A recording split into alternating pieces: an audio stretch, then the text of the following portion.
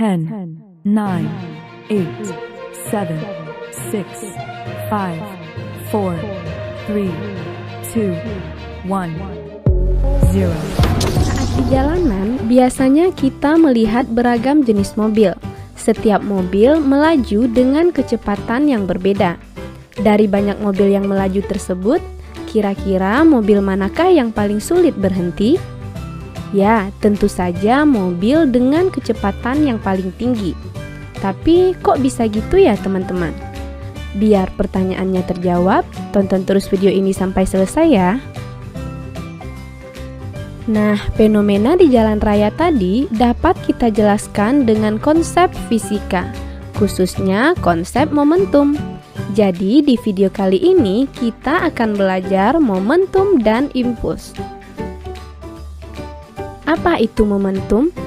Momentum adalah ukuran kesukaran untuk menghentikan sebuah benda yang sedang bergerak. Semakin sukar benda berhenti, semakin besar momentumnya. Momentum merupakan besaran vektor yang dimensinya m, l, t pangkat min 1. Besarnya momentum bergantung pada massa dan kecepatan benda. P sama dengan m kali v, dengan P adalah momentum satuannya kilogram meter per sekon, m massa benda dalam satuan kilogram, dan v adalah kecepatan satuannya meter per sekon. Oke teman-teman, berarti pertanyaan di awal tadi udah terjawab ya. Karena makin besar kelajuan benda, momentumnya juga akan semakin besar, sehingga benda akan lebih sulit berhenti. Namun jika mobil tidak sejenis, tentu saja massanya akan berbeda. Kita tidak bisa mengacu pada nilai kelajuannya saja. Kita juga harus memperhitungkan massa mobil tersebut sesuai dengan persamaan momentum tadi. Siapa yang pernah main bom-bom car? Bom-bom car atau dikenal juga dengan nama bumper car adalah permainan mobil-mobilan di mana kita akan mengendarai mobil kecil dalam suatu arena yang sengaja dibuat tidak terlalu luas supaya mobil yang ada dalam arena dapat bertabrakan satu sama lain. Nah, tahukah kalian, energi yang dimiliki oleh benda yang saling bertabrakan tidak akan hilang, melainkan akan berubah menjadi energi lain karena energi tidak bisa hilang atau musnah. Maaf. Tidak apa-apa.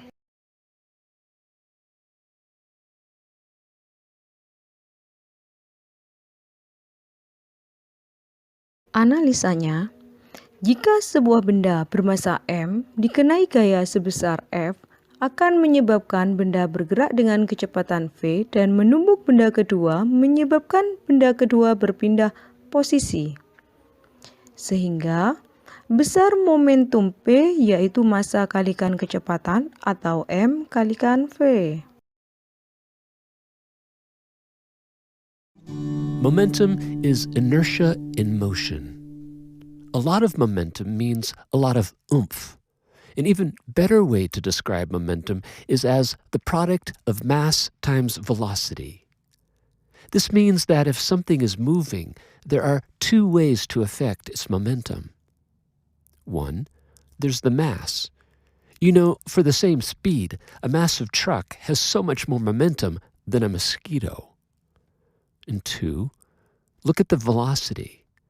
A baseball thrown gently by a kid will be easy to catch. That same baseball, thrown at 100 miles per hour, might knock you over. So a tiny bullet at a high speed has a lot of momentum. Wear a bullet vest and it'll still knock you over. An oil tanker creeping along at only a few miles per hour also has a lot of momentum, not by virtue of its speed, but by virtue of its great mass. Because it has so much momentum, so much inertia in motion, the tanker can't just pull into the dock. Rather, it's greeted by powerful tugboats that help to manage its maneuvering. A fast-flying tiny bullet and a creeping massive oil tanker are both difficult to stop. Both have a lot of oomph, that is, a lot of inertia in motion, which you now know to be what we call momentum. Salah satu besaran fisika yang erat hubungannya dengan momentum adalah impuls. Impuls dapat diartikan sebagai ukuran seberapa besar gaya luar mengubah momentum suatu benda. Gaya tersebut bekerja dalam selang waktu tertentu. Impuls juga merupakan besaran vektor yang dimensinya MLT pangkat min 1. Secara matematis, impuls dirumuskan dalam persamaan I sama dengan F kali delta T. Dengan I adalah impuls satuannya Newton sekon, F gaya dalam satuan Newton, dan delta T merupakan selang waktu dalam sekon. Impuls terjadi pada sebuah benda yang dikenai gaya F dalam selang waktu delta T, di mana perumusan impuls sama dengan F kalikan delta T, atau impuls juga merupakan perubahan momentum delta P, yaitu M kalikan VT min V0.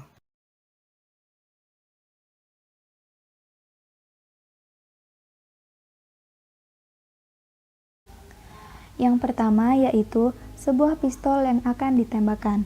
Sebelum peluru ditembakkan dari pistol, peluru dan pistol dalam keadaan diam. Pada saat peluru ditembakkan ke arah kanan, peluru dan pistolnya bergerak dengan kecepatan tertentu. Pistol akan tertolak berlawanan arah dengan arah gerak peluru, yaitu ke arah kiri. Percepatan yang diterima oleh pistol ini berasal dari gaya reaksi peluru pada pistol, atau disebut juga dengan hukum 3 Newton. Nah, yang kedua yaitu palu. Mengapa palu tidak dibuat dari kayu saja, tetapi dibuat dari besi pada bagian kepalanya? Tujuannya supaya selang waktu kontak menjadi lebih singkat, sehingga gaya impuls yang dihasilkan lebih besar. Kalau gaya impulsnya besar, maka paku akan tertanam lebih dalam. Yang ketiga yaitu sarung tinju. Sarung tinju yang dipakai oleh para petinju ini berfungsi untuk memperlama bekerjanya gaya impuls ketika memukul lawannya. Pukulan tersebut memiliki waktu kontak yang lebih lama dibandingkan memukul tanpa sarung tinju. Maka gaya yang bekerja juga semakin kecil, sehingga sakit terkena pukulan bisa dikurangi. Nah, coba kalian perhatikan video berikut. Di sini Ibu memiliki video demonstrasi yang dilakukan oleh siswa-siswi SMA N1 Lebong. Pada demonstrasi ini terkait dengan materi yaitu momentum dan juga impuls.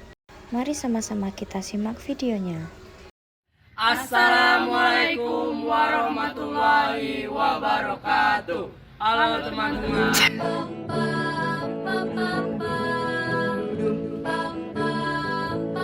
Hai, perkenalkan nama saya Fraga Ananda Onotesi. Halo, nama saya Putri Islam Bayu. Saya Muhammad Hafiz Ardi. Saya Septi Siratul Nisa Ulfadila. Kami dari kelompok 4 akan membahas materi fisika yang berjudul Seatbelt pada Momentum dan Tumbukan. Teman-teman, apakah Anda tahu apa itu seatbelt? Apakah yang ini atau yang ini? Ya, benar sekali, yang ini. Seatbelt atau sering disebut sabuk pengaman adalah sebuah alat yang dirancang untuk menahan seorang penumpang mobil agar tetap aman di tempat apabila terjadi tabrakan atau kendaraan itu berhenti mendadak. Fungsi atau kegunaan seatbelt yaitu 1. Menahan posisi duduk atau badan ketika terjadi kecelakaan di jalan. 2. Mengurangi resiko bahaya benturan dengan benda-benda yang ada di dalam kendaraan. 3. Menghalangi si pengendara terlempar dari dalam kendaraan saat terjadi tabrakan. 4. Membuat lebih nyaman ketika berkendara. Jenis seatbelt tidak hanya satu, tetapi ada 5 jenis seatbelt yang umumnya digunakan. Pertama, seatbelt 2 titik. Tipe ini hanya mengikat bagian pinggang saja dan umumnya digunakan pada penumpang bus dan penumpang pesawat terbang. Kedua, seatbelt 3 titik. Tipe ini sangat umum kita gunakan sekarang. Ketiga, seatbelt 4, 5, dan 6 titik. Tipe ini umumnya digunakan pada arena balap atau mobil balap. Para pembalap harus selalu terikat dengan kursinya agar tidak terlempar ketika terjadi kecelakaan dengan kecepatan tinggi. Keempat, seatbelt pangkuan. Seatbelt yang dapat disesuaikan dan melintang di atas pangkuan. Sabuk ini sering digunakan di mobil-mobil yang lebih tua dan kursi pesawat. Yang terakhir yaitu seatbelt pangkuan dan sas, yaitu kombinasi dari 2 jenis seatbelt ini. Oke teman-teman, saya akan mempraktikkan bagaimana cara memakai seatbelt yang baik dan benar.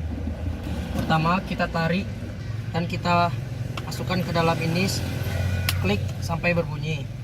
Jangan memakai selempangnya di leher, karena jika merem dada, leher akan mengalami cedera. Prinsip kerja seatbelt, ketika terjadi benturan keras, seatbelt akan langsung mengencang untuk menjaga posisi tubuh agar tidak terhempas.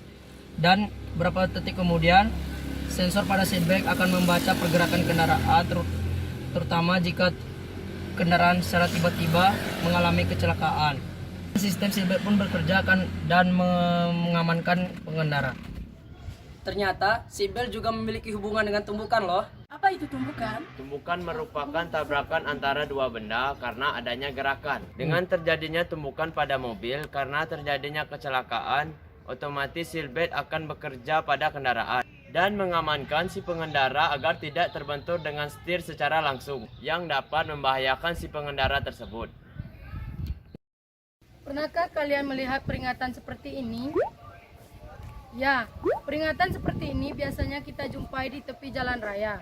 Seatbelt mencegah seorang pengemudi berbenturan langsung dengan setir. Pada saat seatbelt melindungi pengemudi, di situ terlibat prinsip-prinsip momentum. Setiap benda yang bergerak pasti memiliki momentum. Apa itu momentum? Momentum merupakan hasil perkalian antara massa dan kecepatan benda. Karena kecepatan merupakan besaran vektor, maka momentum juga termasuk besaran vektor yang arahnya sama dengan arah kecepatan benda. Oke teman-teman, itulah yang dapat kami sampaikan. Mohon maaf jika ada kekurangan atau kesalahan dari kelompok kami. Jangan lupa subscribe ke channel Pura-Pura Tahu Fisika. Kami dari kelompok 4, mohon pamit.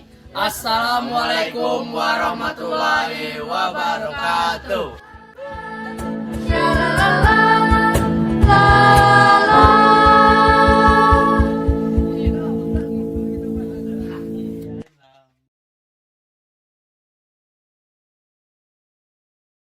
Perhatikan contoh soal berikut ini.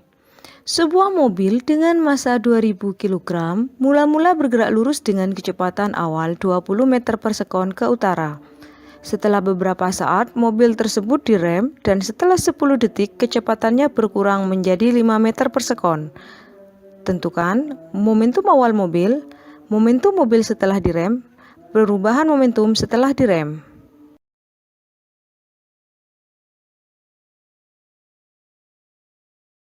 Untuk menjawab pertanyaan tersebut, Ibu memberikan waktu 10 menit. Videonya bisa di-pause dulu ya. Setelah itu kita bahas bersama-sama.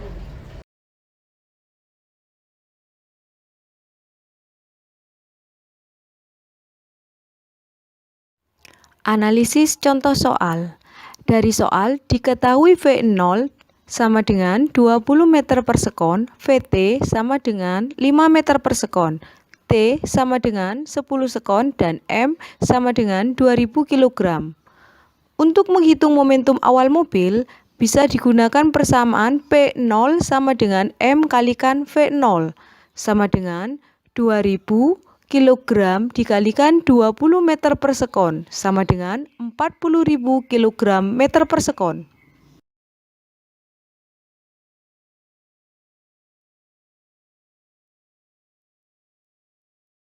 Sedangkan untuk menghitung momentum mobil setelah direm, bisa menggunakan persamaan PT sama dengan M kalikan VT, sama dengan 2000 kg kalikan 5 meter per sekon, sama dengan 10.000 kg meter per sekon.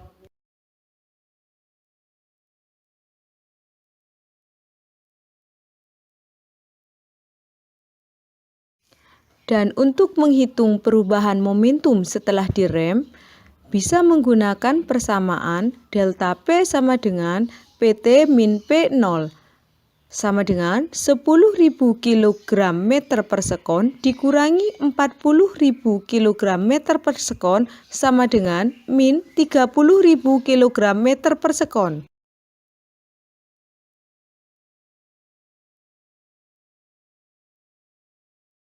Karena perubahan momentum sama dengan impuls, maka besar perubahan momentum setelah direm sama dengan nilai impuls, yaitu min 30.000 kg meter per sekon. Tanda negatif menunjukkan arah perubahan momentum berlawanan dengan arah gerak mobil. Nah, tadi merupakan pembahasan mengenai momentum dan juga impuls. Semoga video ini dapat dipahami dan juga menarik bagi siapapun yang melihat. Sekian yang dapat saya sampaikan. Jumpa lagi pada pertemuan berikutnya. See you.